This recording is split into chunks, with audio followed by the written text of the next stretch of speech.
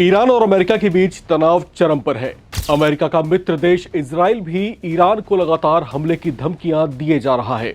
लेकिन बड़ी हैरत की बात तो यह है कि ना तो अमेरिका और ना ही इजराइल दोनों ईरान पर सीधे हाथ डालने से बच रहे हैं। दोनों ही देश उसे डराने की कोशिशें तो कर रहे हैं, लेकिन वे मिलकर भी ईरान के सुप्रीम लीडर अली खामेनेई को डरा नहीं पा रहे। हालात तो ये है कि अब ऐसा लगने लगा है जैसे इजराइल ईरान से खुद डरने लगा है। इसकी वजह भी साफ हो गई है। दरअसल ईरान बहुत तेजी से अपनी बैलिस्टिक मिसाइल क्षमता में इजाफा कर रहा है, जो इजराइल के प्रधानमंत्री नेतन्याहू की चिंता बढ़ा रहा है। इजराइल के रक्षा अधिकारियों ने वॉशिंगटन के साथ हुई बातचीत में इस बात को खुद स्वीकार किया है कि उनकी एडवांस्ड मल्टीलेयर एयर डिफेंस प्रणाली भी ईरान की तेजी से बढ़ती बैलिस्टिक मिसाइल क्षमता के खिलाफ पूरी तरह सुरक्षा की गारंटी नहीं दे सकती। उसके ऐसे डर की वजह यह है कि पिछले साल इजराइल ने जब ईरान के खिलाफ 13 से 24 जून के बीच ऑपरेशन राइजिंग लायन चलाया था, उस समय ईरान ने उसे ऐसा तगड़ा जवाब दिया था जिससे इजरायली सेना के ईरान को लेकर सारे भ्रम टूट गए थे। उस दौरान ईरान ने इजराइल पर 550 बैलिस्टिक मिसाइलें दागी थी। हालांकि इजराइल उनमें से करीब 86% मिसाइलों को रोकने में कामयाब रहा था, लेकिन ऐसा करने के लिए इजराइल डिफेंस फोर्सेस और इजराइल की हवाई सुरक्षा प्रणाली को एड़ी चोटी का जोर लगाना पड़ गया था, जबकि बाकी 14% मिसाइलों ने इजराइल को काफी नुकसान भी पहुंचाया था। इजराइल को शक है कि ईरान अपनी मिसाइल क्षमता में तेजी से बढ़ोतरी कर रहा है। इजराइल का अनुमान है कि 2025 तक ईरान के पास 2000 से 3000 मिसाइलें थीं।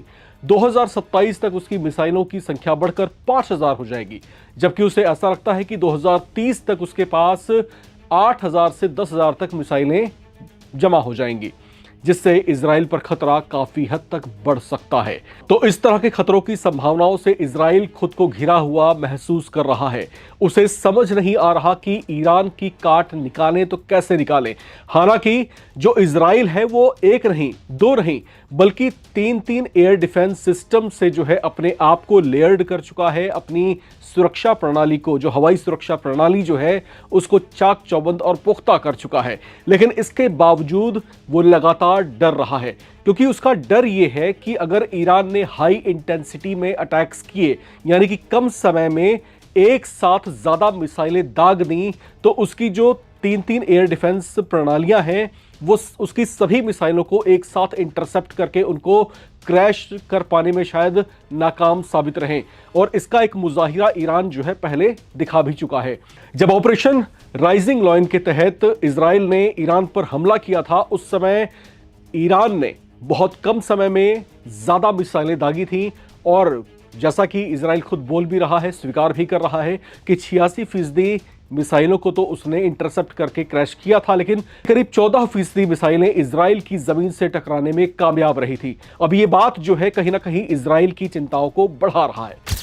ईरान का बढ़ता मिसाइल नेटवर्क। अब सोचने की बात यह है कि ईरान के पास जो है इतनी मिसाइलें आई कैसे, उसकी ये क्षमता बढ़ी कैसे।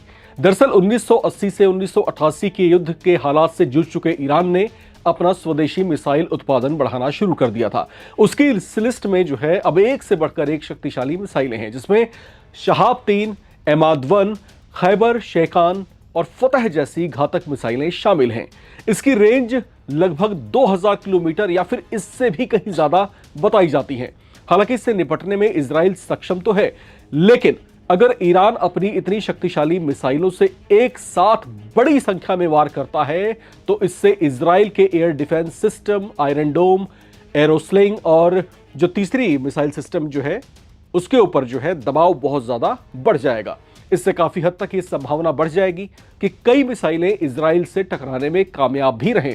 हालांकि इजराइल की रक्षा प्रणाली में आयरन डोम, डेविड स्लिंग और एरो 3 जैसी जबरदस्त एयर डिफेंस सिस्टम्स शामिल हैं, लेकिन उसे भय इस बात का है कि अगर ईरान ने एक साथ ज्यादा मिसाइलें दाग दी तो उससे जो है वो किस तरीके से निपटेगा। और दूसरी महत्वपूर्ण बात यह कि ईरान के लड़ने का जो तौर तरीका है उसे जो है पिछले कई बार की झड़पों में देखा गया है। ईरान जब अटैक करता है तो वो हाई इंटेंसिटी अटैक करता है, यानी कि कम समय में ज्यादा वार करना। यही उसकी युद्धक प्रणाली का एक जो है मजबूत पार्ट है और कहीं ना कहीं यही चीज जो है ईरान को युद्ध में बढ़त भी देती है। और ऐसा माना जाता है कि अगर आगे टकराव बढ़ता है तो ईरान कहीं ना कहीं इसी रणनीति पर आगे बढ़ता हुआ दिखाई दे सकता है। लेकिन अब जबकि ईरान और अमेरिका में जारी तनाव को बातचीत के जरिए शांत करने के प्रयास तेज हो रहे हैं, तो ऐसे में इजराइल के प्रधानमंत्री नेतन्याहू ने 3 शर्तें रख दी हैं। अब वो शर्तें क्या है? इजराइल के प्रधानमंत्री बेंजामिन नेतन्याहू चाहते हैं कि अमेरिका ईरान वार्ता में 3 सिद्धांतों को शामिल करे। पहला क्या है? न परमाणु हथियार, न मिसाइल कार्यक्रम और न ही मिलिशिया समर्थन। हम आपको तीनों ही बारी बारी से यहां पर बताते हैं कि आखिर ये है क्या। अब जो पहली शर्त है इजराइल की वो ये है कि अमेरिका ईरान के ऊपर ये दबाव डाले कि ईरान जो है किसी भी तरह के सैन्य परमाणु कार्यक्रम पर काम नहीं करेगा। अब अमेरिका भी यही चाहता है और अमेरिका चाहता है कि ईरान जो है उसके साथ में न्यूक्लियर डील को साइन कर ले। और ये जो गतिरोध है पिछले करीब 1.5 दशक से अमेरिका ईरान के बीच में बना हुआ है, लेकिन आज तक ईरान उसकी शर्तों के आगे झुका नहीं है। तो यहां पर जो है इजराइल के दबाव डालने पर क्या ईरान झुकेगा, ये बड़ा सवाल है। दूसरी शर्त क्या है कि ईरान जो है अपनी मिसाइल कार्यक्रम को लिमिटेड करेगा, यानी कि ईरान जो है जो लगातार अपनी मिसाइलों की संख्या बढ़ाता जा रहा है, इजराइल चाहता है कि अमेरिका ईरान पर यह दबाव डाले कि ईरान जो है अपने मिसाइलों के निर्माण की संख्या जो है कम कर दे, उसको घटा दे।